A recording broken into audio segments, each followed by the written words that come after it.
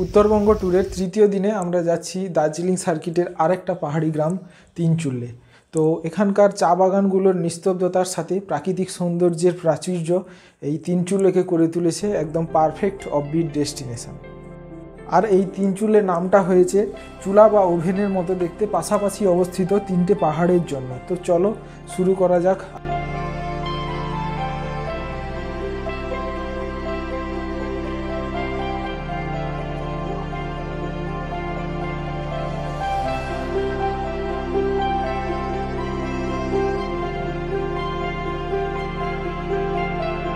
লেপচা জগতে হোমস্টের সামনে থেকে কাঞ্চনজঙ্ঘা দেখতে দেখতে আমরা গাড়িতে উঠে পড়লাম।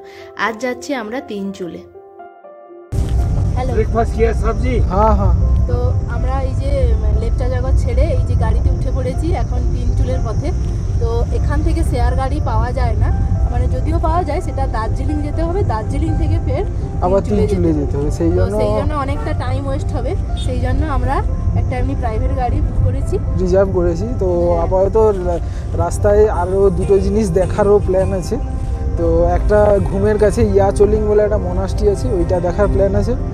আর তিনচুলে যেতে যেতে আগে পড়বে লামাহাটা। লামাহাটা সবাই জানো, খুবই ফেমাস, তিনচুলের আগেই পড়ে, ওটাও সাইট সিইং করে নেব।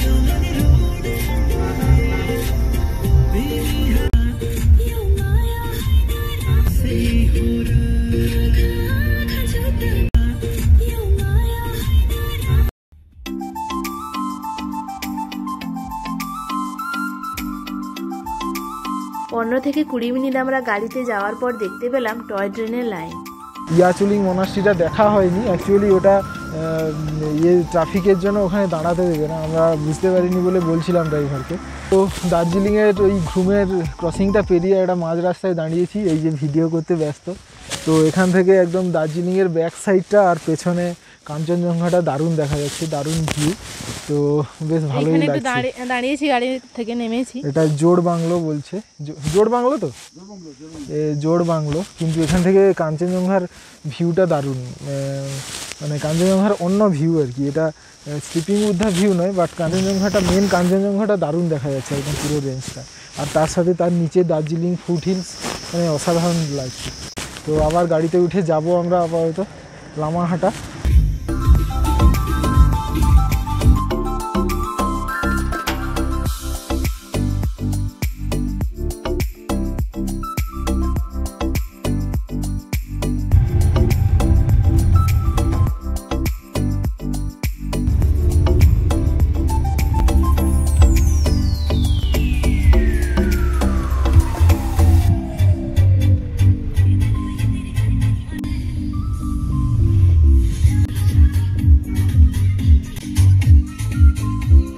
আমরা চলে এসেছি লামাহাটা ইকো পার্ক। অ্যাকচুয়ালি এই পার্কটাতে পুরো পাইন বনে ভর্তি, যেরকম আমরা লেপচা জগতেও দেখেছিলাম, তার থেকে পাইন বনগুলো এখানে পরিষ্কার, বেশ সুন্দর দেখা যাচ্ছে। আর উল্টো দিকে পাইন গাছের কতগুলো ভিউ পয়েন্ট আছে ওপরে, ওই ভিউ পয়েন্টগুলোতে যাব। ওইগুলো থেকে, এখান থেকেই খালি চোখে কাঞ্চনজঙ্ঘা দেখা যাচ্ছে, ভিউ পয়েন্টে গেলে কাঞ্চনজঙ্ঘা আরও সুন্দর দেখা যাবে। তো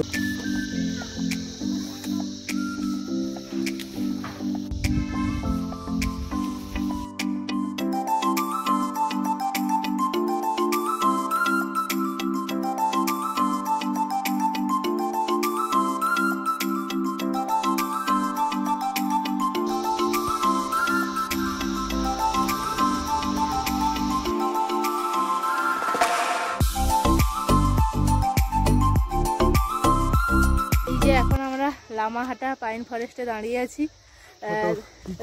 হ্যাঁ, ইকো পার্ক, মেনলি পাইন ফরেস্টই আছে। হ্যাঁ, নিচটা ইকো পার্ক, বাট ওপরে পাইন ফরেস্ট। আর পন্ড একটা রয়েছে, যেটা আমরা দেখলাম না আজকে, কারণ অনেকটা দেরি হয়ে যাচ্ছে আর ড্রাইভার খুব তাড়া দিচ্ছে। আর ঠিক লামাহাটার মানে পাইন ফরেস্টের পেছন দিকটায় কাঞ্চনজঙ্ঘাটা দেখা গেছিলো, এখন একটু মেঘে ঢেকে গেছে। তো গোটা গাড়িতে আমরা মানে পুরো প্রায় কাঞ্চনজঙ্ঘাটা দেখেই এলাম। যাই হোক, মোটামুটি আজকে মানে ওয়েদারটা মোটামুটি এখনও অবধি ঠিক আছে। এখন তিনচুলে যাই, তারপরে বোঝা যাবে কীরকম ওয়েদারটা থাকে ওখানে। তো আপাতত এটা হচ্ছে লামাহাটা পাইন ফরেস্ট।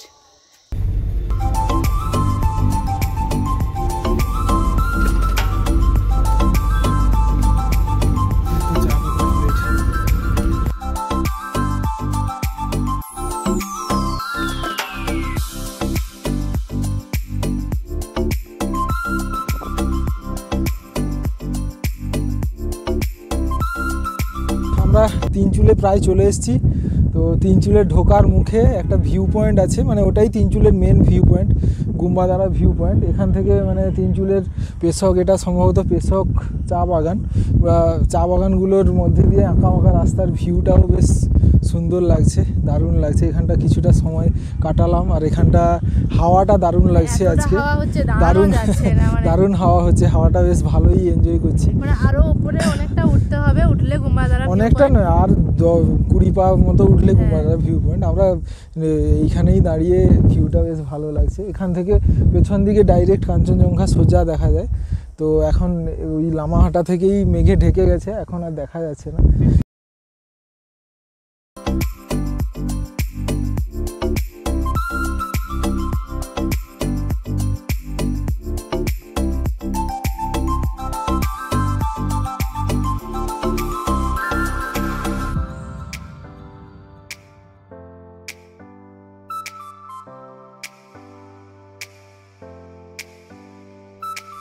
ড্রাইভার প্রথমে ভুল করে আমাদের গুরুং গেস্ট হাউসে নিয়ে চলে গেছিল, যেটা তিনচুলের একদম শেষ প্রান্তে। আর এই ড্রাইভারের সাথে আমাদের জার্নি এক্সপিরিয়েন্সটা খুবই বাজে ছিল।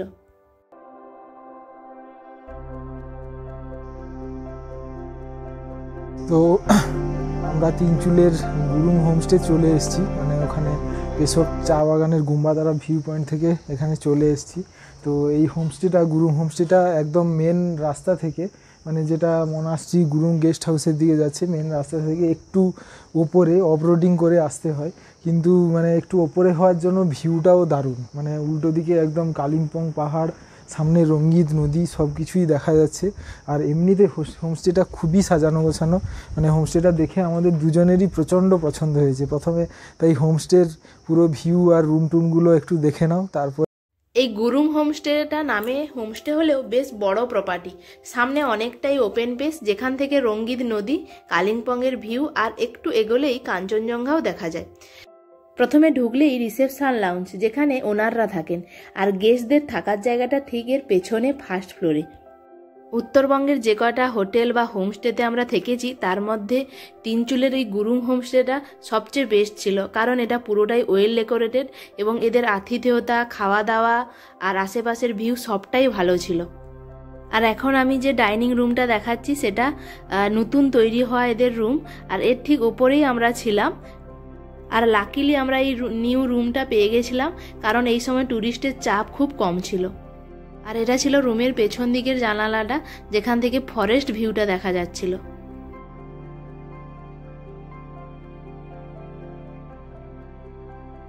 আর রুমের সামনের দিকের দরজাটা খুললে একটা ছোট্ট বারান্দা, যেখান থেকে রঙ্গিত নদী ও কালিম্পং পাহাড়ের ভিউ দেখা যাচ্ছিল, আর যেটা দেখতে লাগছিল জাস্ট ফাটাফাটি।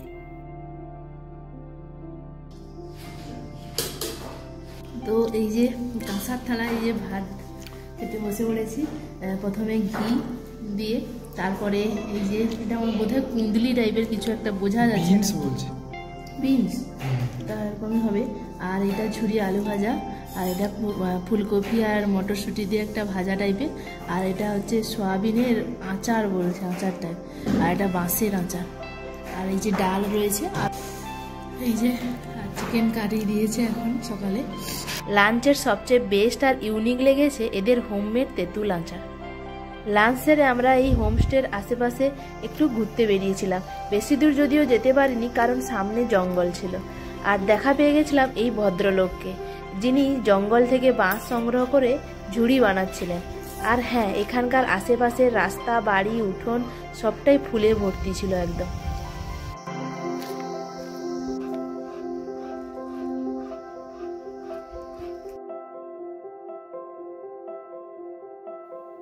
মেঘলা ওয়েদারের জন্য বিকেলে কোথাও বেরানো হয়নি। সন্ধেটা আমরা রিসেপশন লাউঞ্জে বসেই কাটিয়েছিলাম, আর চা খেতে খেতে হোমস্টের কাকিমার সাথে একটু গল্পও করছিলাম। और यहाँ पे लोग बहुत सारे पोर्क खाता है ना? हम तो हिंदू हैं, हम तो एक टच भी नहीं करते। लेकिन कलकत्ता से बहुत आता है, सब हिंदू है, फिर भी पोर्क करते हैं। पोर्क भी बहुत खाते हैं, सभी खाते हैं। नहीं खाना चाहिए। आप लोगों का तिब्बतियन शायद पोर्क अच्छा पसंद करते हैं ज्यादा। हम तो नहीं खाते, हम तो एकदम प्योर वेज। अच्छा अच्छा, प्योर वेज? हाँ, मैं तो प्योर वेज। वो लोग खाते हैं, वो लोग खाते हैं। आप क्या लामा लेप्चा है? नहीं, मैं बुद्धिस्तान हूँ। आप तामांग हो? अच्छा। আবার কিছুক্ষণ রুমে রেস্ট নিয়ে রাত্রি 8টার দিকে আমরা ডিনার করতে বসলাম। ডিনারে পটল সবজির সঙ্গে আলু চোখা আর ছিল দেশি মটন। আর এটাও আমরা পেয়েছিলাম লাকিলি টুরিস্ট কম থাকার জন্য। মটনটা জাস্ট অসাম ছিল।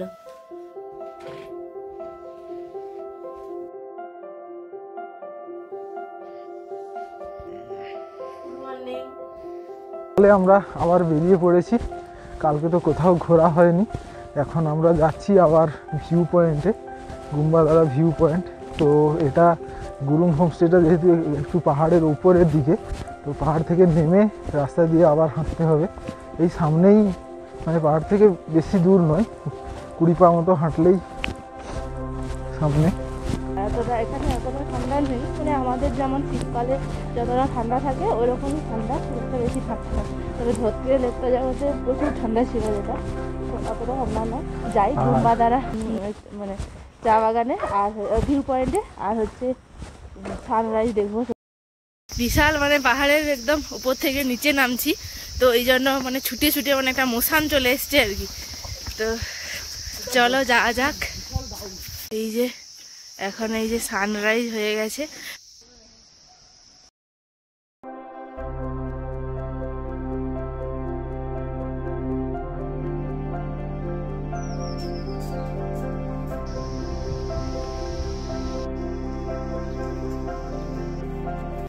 সানরাইজ দেখার পর গোটা রাস্তা জুড়ে ফুলের শোভা উপভোগ করতে করতে পৌঁছে গেলাম গুম্বাদারা ভিউ পয়েন্টের সামনে।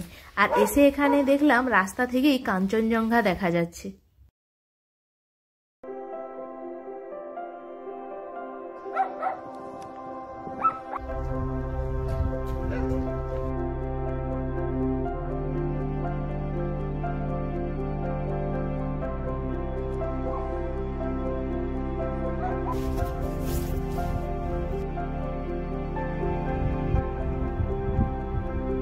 গুম্বাদারা ভিউ পয়েন্টে আছি, অনেকক্ষণই গুম্বাদারা ভিউ পয়েন্টের এসছি। এসে নিচটায় অনেকক্ষণ মানে কাঞ্চনজঙ্ঘা এখান থেকে একদম পেছন দিকে একদম সোজা কাঞ্চনজঙ্ঘা দেখা যাচ্ছে, ওই রাস্তা থেকেও দেখা যাচ্ছে। মানে এখানে তিনচুলের সামনের রাস্তা থেকে নিচ থেকে সব জায়গা থেকেই মোটামুটি কাঞ্চনজঙ্ঘা দেখা যাচ্ছে। আর গুম্বাদারা ভিউ পয়েন্টের ওই চা বাগানে কিছুটা ছবি টবি তুললাম, রাস্তাতেও অনেক ছবি তুলেছি। কাঞ্চনজঙ্ঘা দেখতে পেলেই আমাদের মন একদম ভালো হয়ে যায়। তারপর চা বাগানগুলো মোটামুটি অতটাও ভালো নয়, কিন্তু মানে ফাঁকা ফাঁকা, মানে এখানে মানে সেরকম ফটো তোলা যাচ্ছে না, মোটামুটি তুলেছি। নিরিকে চা বাগানগুলো এখানকার থেকে বেটার, ঘন, এটা একটু হালকা হালকা আর কি, আর এগুলো ফাঁকা ফাঁকা। তো আপাতত ঘোরা হয়ে গেছে, এবারে দেখি হোমস্টের দিকে যাব।